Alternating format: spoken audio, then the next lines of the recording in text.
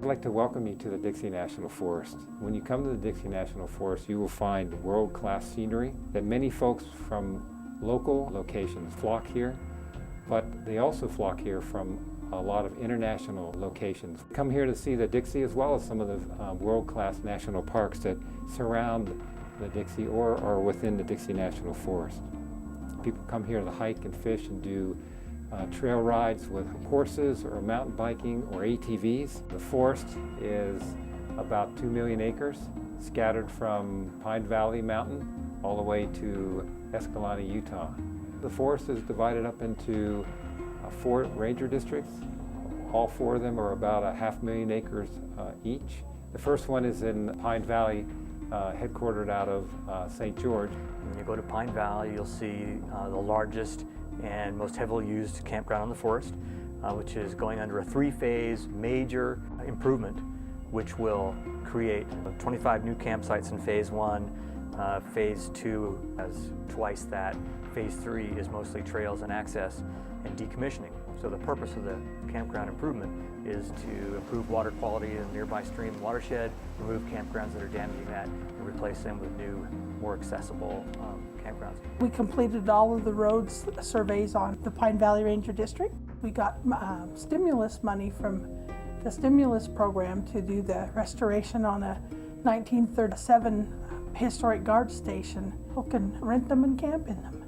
Rental money goes back into the guard station for the upkeep. The second ranger district is known as Cedar City Ranger District. The Cedar City Ranger District consists of approximately 800,000 acres. Interstate 15 on one side, Highway 89 on the other side. Motorized recreation is one of our biggest interests because of the capability for damage. We've improved ATV trails between Duck Creek Village and our visitor center, across Duck Creek quite a bit. We've been putting up a lot of signing, kiosk signs for information purposes. We've recently made a decision to have a non-motorized winter recreation area near Deer Valley that allows for cross-country skiing and snowshoeing. Duck Creek Fuels Project is helping us kind of put fire on our terms where we can actually attack it and hopefully get to it before it hits the homes. And I also like to think of this project as good ecological restoration. A contractor is coming in and thinning approximately 4,000 acres. They'll be piling those acres also, and then they'll be coming in and burning approximately 2,000 acres of that land. The piles that the contractor doesn't burn, we'll end up burning ourselves. This project is a key in this ecosystem. A lot of communities in the area. The forest is overgrown and unnaturally thick. Fires can burn here with great intensity. So once the project is all complete, it looks like a nice forest, not much for fuels on the ground, no small trees, and a lot of big trees. The visual management of some of our dead and dying forests is a high emphasis for right now and will continue to be over the next few years. The third ranger district is located in Panguitch, Utah. It's known as the Powell Ranger District. The Powell Ranger District encompasses about 400,000 acres of high plateau country, the Sevier Plateau and the Paunsaugunt Plateau. Red Canyon is definitely where we receive the most recreation use. In fact, at the visitor center last year, we had just over 112,000 visitors come through our visitor center here. We have just over 60 miles of trail just right here in Red Canyon. And you have opportunities from ATVing in Casto Canyon to horseback riding on the Cassidy Trail. We also have Thunder Mountain Trail for mountain biking. There's a lot of opportunities for hiking as well. We have interpretive programs here at the Visitor Center, partnered with Bryce Canyon National Park to provide solar scoping during the day, and they also provide night sky programs at our campgrounds and talk about the night sky resource. In addition to that, we have 3 developed campgrounds, one in Red Canyon, one up near Tropic Reservoir, and as well as Coyote Hollow. While most of our recreation occurs during the summer, there are opportunities for snowshoeing and cross-country skiing. We did Red Canyon bike trail improvements. We added approximately 3.1 miles of additional paved bike path. Makes a total of 8.6 miles that we have coming through Red Canyon and up onto the Paunsaugunt Plateau. Planted 92 acres of seedlings and thinned 587 acres. Through mechanical treatment and burning, conducted 4,500 acres Fuels reduction. This included the bridge wildland fire. We put together a project that included 6 interpretive panels in Red Canyon, talking about some of the local features like the tunnels going through Red Canyon, how they are created, why they were created. The 4th district is out in Escalante. The Escalante Ranger District is about 500,000 acres. It joins up against the Grand Staircase Escalante National Monument.